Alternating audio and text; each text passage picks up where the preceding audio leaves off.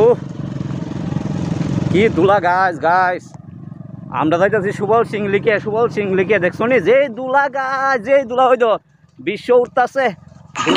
বন্ধুরা আজকে আসলো রবিবার, আর রবিবারের দিনে আমরা আইছি সুবল সিং লিখে।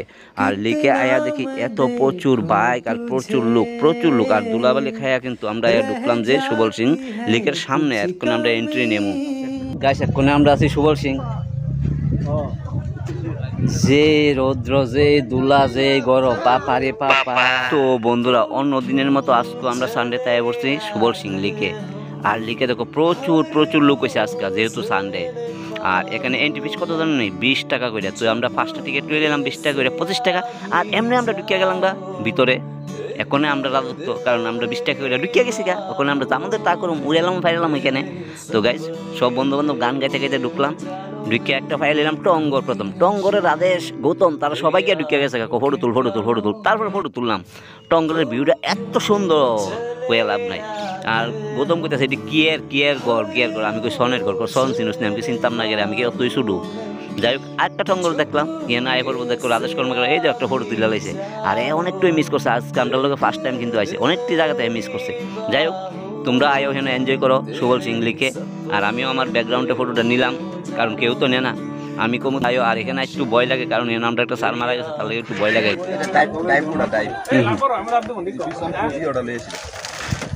আমাদের বিশ্ব ভাই আর বিশ্বজিৎ গৌতম অপু ভাই ছোট ভাই, আর এখানে আছি বড় ভাই টিঙ্কু।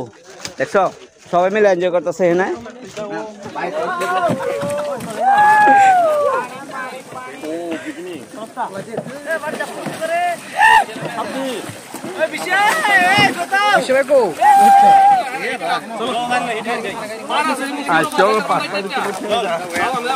আমি গেলে আইসো এটা কিন্তু না হেরি গেছে না তেরা ধরে ধরে দাম লাগে এদিকে না ফুলা ভাই এদিকে চল এদিকে বড় এদিকে দাও লালা ব্যাক প্লিজ বাবা এদিকে পারে 800 বাইট টাকা দাও লালা ব্যাক প্লিজ বল না এনো ফুল ব্যাক এনো ফুল ওই লালা ব্যাক প্লিজ ফুল এটা তুমি লটকে সেট করে দিও হ্যাঁ ঠিক দাও না আমি এমন লটকে দিছি আমি এমন ধার দিছি ওদের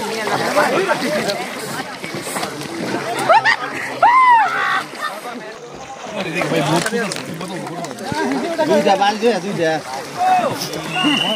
আছে না লম্বা বাল দুইটা ডায়াবেটিস রে মারা গেছে রে আমরা লাগবে এ কম এনে আছে না কোনটার মধ্যে পারলে থেকে 10 সেকেন্ড চিপস দিলে সাথে কি রে আমার ভিডিও সামনে মুখে কি এনো করতে না